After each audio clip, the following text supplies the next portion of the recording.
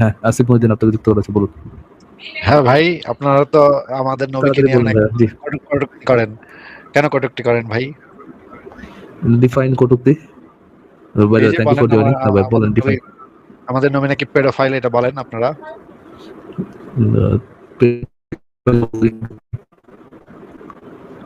এই যে দেখছেন আপনার কথা এখন শোনা যাচ্ছে না, কেটে কেটে গেছে, এই আল্লাহ আপনার কথা আটকায় দিচ্ছে। পেডোফাইলকে পেডোফাইল বলাটা কি কটূক্তি কিনা এখন শোনা যাচ্ছে? হ্যাঁ, শোনা যাচ্ছে, কিন্তু আল্লাহর আপনি ক্ষমতা, যে যেটা তো আল্লাহর ক্ষমতা শেষ। জি ভাই বলুন, এটা তো আল্লাহ পেডোফাইলকে পেডোফাইল এটা তো বলাটা আল্লাহ কি কটূক্তি কিনা?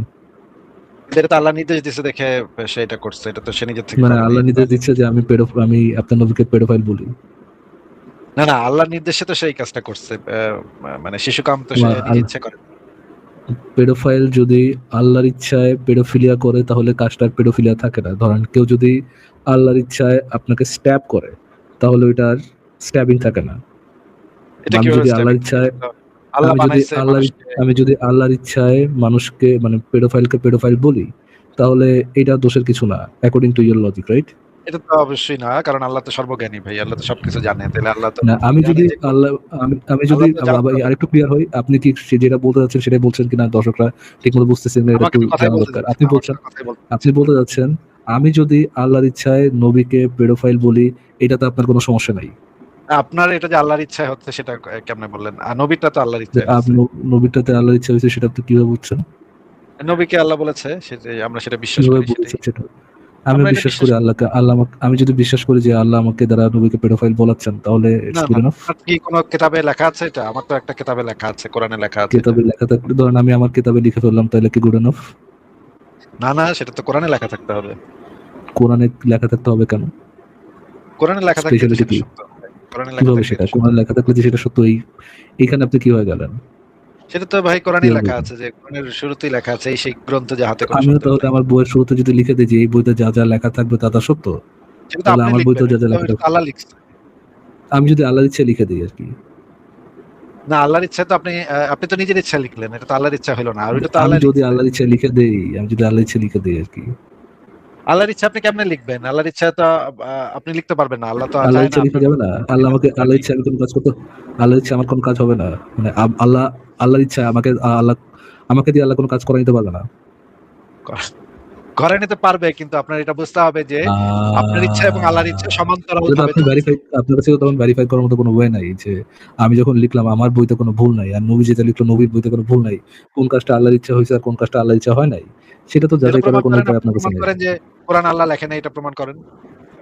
আপনিও তো প্রমাণ করতে পারবেন না যে আমার রচিত যে কিতাবটা সেটা আল্লাহর ইচ্ছায় রচিত হয় নাই, এটাও তো আপনি প্রমাণ করতে পারবেন না, সেটা তো প্রমাণ করতে তাই না? পারবো। আমি বললাম না, আপনার ইচ্ছা এবং কিভাবে আল্লাহর ইচ্ছা সেটা? সমান্তরাল ভাবে যাচ্ছে। আল্লাহ আপনাকে এটা কিভাবে করতে আপনি দিচ্ছে। জানলেন? কিভাবে এই যে জানলেন সেটা? কোরআনে হাদিসে লেখা আছে। ওটাও তো নবী, ওই ইয়েটাও তো আল্লাহ নিজে এসে লিখে নাই, কেউ না কেউ তো এটা লিখছে, রাইট? কারো না কারো হাত দ্বারা ওটা লেখা হয়েছে, আল্লাহ নিজে এসে তো লিখে দেয়নি, বা আল্লাহ সাত আল্লাহর আসমান থেকে ইচ্ছাতে, কোরআনটা লিখে তো ইচ্ছা, আল্লাহর ইচ্ছা তো হয়েছে, রাইট? না আল্লাহ নিজে আল্লাহর করে নাই, আল্লাহর ইচ্ছাতে, ইচ্ছা হয়েছে। আল্লাহর ইচ্ছাতে, আচ্ছা, আল্লাহর অনুমতিতে। আল্লাহর দুই ধরনের ইচ্ছা আছে, একটা হচ্ছে আহ সাওয়া ইচ্ছা আর একটা হচ্ছে মাওয়া ইচ্ছা। হ্যাঁ কাওয়া ইচ্ছা। ভুল বলতেছেন আপনি, আপনি আপনার ধর্ম সম্পর্কে জানেন হ্যাঁ, না, একটা হচ্ছে সাওয়া সাওয়া ইচ্ছা, একটা হচ্ছে কাওয়া ইচ্ছা। তো সাওয়া ইচ্ছা, এই দুই ধরনের ইচ্ছা আছে আল্লাহর। তো এটা কি আপনি জানেন না? আল্লাহ, আপনি তো মাওয়া ইচ্ছা বলেন, আমি তো আপনাকে শুদ্ধ করে দিলাম, এটা কাওয়া ইচ্ছা, এটা সাওয়ার ইচ্ছা, এটা হচ্ছে কাওয়ার ইচ্ছা। তো হচ্ছে এনিহাউ, আল্লাহ যদি দুই ধরনের ইচ্ছা ওটা আমার মধ্যে ইমপ্লিমেন্ট হয়, যে আমার আল্লাহ সাওয়ার আর কাওয়ার ইচ্ছা, কাওয়ার ইচ্ছা দুই ইচ্ছাতেই আমি এটা লিখি, বইটা লিখি, তাহলে তো কোনো সমস্যা নেই। আপনি তো যাচাই করতে পারতেছেন না যে এটা আল্লাহর সাওয়ার ইচ্ছা হয়েছে না কাওয়ার ইচ্ছা হয়েছে, না এটা না, আল্লাহর সাওয়ার ইচ্ছা হয়েছে না কাওয়ার ইচ্ছা হয়েছে, এটা তো হচ্ছে আপনি যাচাই করতে ওটা পারতেছেন হচ্ছে না। আপনার ইচ্ছা। এটা লিখলে, আপনি লিখলে এটা ওটা আপনার তো আপনার ইচ্ছা। কাছে যাচাই করার কোনো উপায় নাই, যেটা আমার ইচ্ছা না আল্লাহর সাওয়ার ইচ্ছা, এটা তো আপনার আল্লাহ তো যাচাই করার বলে কোনো দিয়েছে, উপায় আল্লাহ এবং তার নবী তো বলে দিয়েছে যে আল্লাহ, নবী যেটা লেখে সেটা আল্লাহর সাওয়ার ইচ্ছা, আর আপনি যেটা লেখেন সেটা নেই। কাওয়ার ইচ্ছা। ওটা তো লিখে দিচ্ছি আমি, আল্লাহর সাওয়ার ইচ্ছা এই জিনিসটা লেখা হচ্ছে, এটা তো লিখে দিলেই হয়ে যাবে। আপনি কিভাবে যাচাই করবেন যে এটা আল্লাহর সাওয়ার ইচ্ছা লেখা হচ্ছে না? এটা তো আপনার বিশ্বাস করতে হবে, আপনার দিল থেকে ফিল ও, করতে হবে। এটা আলটিমেটলি অন্ধবিশ্বাস। না না, এটা দিল থেকে ফিল করা অন্ধবিশ্বাস কিভাবে হয়? নাস্তিকতাই একটা অন্ধবিশ্বাস। দিল থেকে ফিল করা অন্ধবিশ্বাস না। আচ্ছা, কেউ যদি মনে করে দিল থেকে ফিল করে যে নবী একটা পেডোফাইল, তাহলে তো এটা অন্ধবিশ্বাস হবে না। এটা তো অন্ধবিশ্বাস হবে অবশ্যই। আচ্ছা, দিল থেকে যদি কারণ ফিল করে আল্লাহ কারণ সত্য, আমার এটা আল্লাহ অন্ধবিশ্বাসটা তো, সত্য। বুঝেনি আমার অন্ধবিশ্বাস বুঝেনি হলো আপনি কোরআন বলছেন হাদিস সম্মত অন্ধবিশ্বাস। তাহলে সেটা না, অন্ধবিশ্বাস হলো কেন? বুঝেনি না, আপনি না কোরআন হাদিসকে যে ভেরিফাই করলেন আপনার দিল, কোরআন হাদিস সত্য এটাকে জাস্টিফাই করলেন আপনার দিল থেকে না। তো আপনি মানদণ্ড তো হয়ে গেল আপনার দিল থেকে ফিল। তো আপনার দিল থেকে ফিলিংটা যদি সত্য হয় যে আপনার দিল, আপনি দিল থেকে যেটা না, ফিল করতেছেন না, না, সেটা এটা সত্য, হয় নাই, হয় নাই, হয় তাহলে নাই, তো হয় নাই। তাহলে তো হয় নাই, হয় নাই। কেন আমার দিল হয়নি? থেকে ফিল এবং কোরআনে লেখা ২ টা যদি মিলে যায় তখন সেটা আর আপনি অন্ধবিশ্বাস মনে হয় থাকে না। ভুলে গেছেন একটু আগে আপনি বলছিলেন যে কোরআন যে সত্য এটা আপনি বলছেন আপনি দিল থেকে ফিল করে ভুলে গেছেন ওই মনে যে হয়, একটু কোরআনেও লেখা রিওয়াইন্ড আছে করে সত্য। শুনেন। কোরআনেও লেখা আছে কোরআন সত্য এবং আমার দিল না না থেকেও ফিল না হইছে এটা। ২ টাই না, একসাথে ২ টা সমস্যা নেই। সমান্তরাল হওয়া আমি যাবে না। আমি আমার বইতে যদি লিখে দিল থেকে ফিল করি, মানে এটা তো আমার আল্লাহর দিল থেকে সাওয়ার ফিল হচ্ছে ইচ্ছায়, না। এটা তো আমার আল্লাহর দিল থেকে ফিল সাওয়ার হচ্ছে না। না, না, না, আপনার দিল থেকে ফিল করা লাগবে না। আল্লাহর সাওয়ার ইচ্ছায় যদি আমি আমার বইতে লিখে যে নবী মোহাম্মদ একজন পেডোফাইল ছিলেন, এটা যদি আমি লিখে আমি আমার দিল থেকে ফিল করি যে নবী মোহাম্মদ একটা পেডোফাইল ছিলেন, তাহলে তো এটা সত্য, এটা তো অন্ধবিশ্বাস হবে না। আচ্ছা হইছে ফারাজ ভাই হইছে। অনেক হেরে গেল, শেষ হয়ে গেল। হইছে, হইছে। আমরা এই যে ইসেকে যুক্ত করে দেখি আমার এই ফারাজ ভাই আপনি একটু যুক্ত করেন আমি তাহলে একটু ঘুরে আসি নাকি? শিওর আছে ভাই। ওকে। ওকে, কে যুক্ত হবেন? কোনো দিনের পথে দায়ী কোনো মুসলমান কেউ যদি থাকেন, ব্যাকসে যুক্ত হাতটা তুলেন, আমি যুক্ত করতেছি। কেউ কে আছেন এরকম? প্রাইভেট চ্যাটে একটু লিখেন।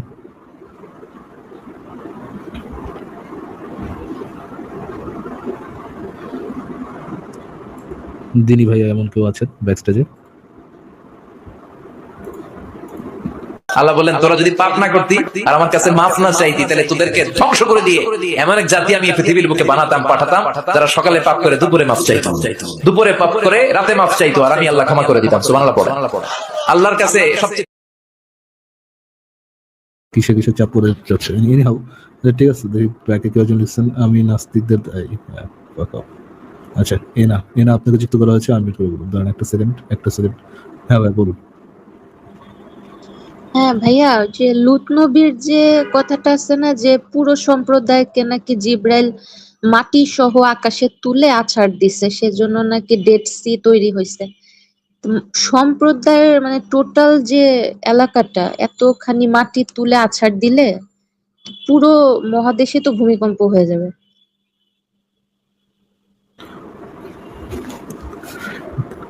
এগুলো তো আপু প্রথমত ঘটছে বা ইতিহাসের অংশ, এরকম তো কিছু আগে দেখাইতে হবে, তারপর এটা নিয়ে যুক্তিমুক্তি আর সামথিং।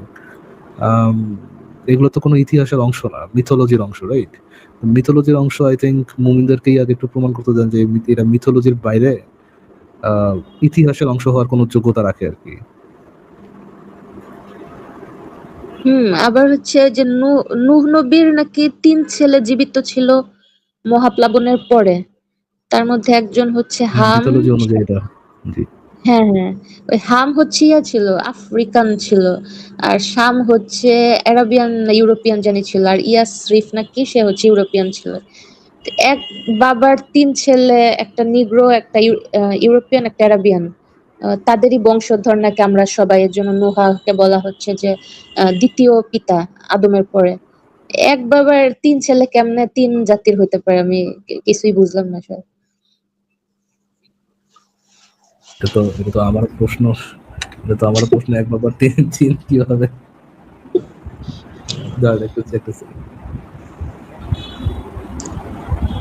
আর হচ্ছে যে ওই যে বলে না আল্লাহ ওই যে কোরআনে বলেন আল্লাহ প্রজ্ঞাময়, আল্লাহ সর্বশক্তিমান, আল্লাহ এই সেই। হ্যাঁ, এখন এটার ব্যাখ্যা বলতেছে আল্লাহ নাকি অহংকার করা পছন্দ করে না, এই জন্য মানে এভাবে বলে না যে আমি প্রজ্ঞাময়, আমি সর্বশক্তিমান, এভাবে আমি না বইলা সে আল্লাহ কথাটা বলছে, মানে নিজের নাম বলছে, মানে আমি শব্দটা বললে অহংকার হয়ে যাবে, এর জন্য আল্লাহ নিজেই বলতেছে যে সমস্ত প্রশংসা আল্লাহর জন্য।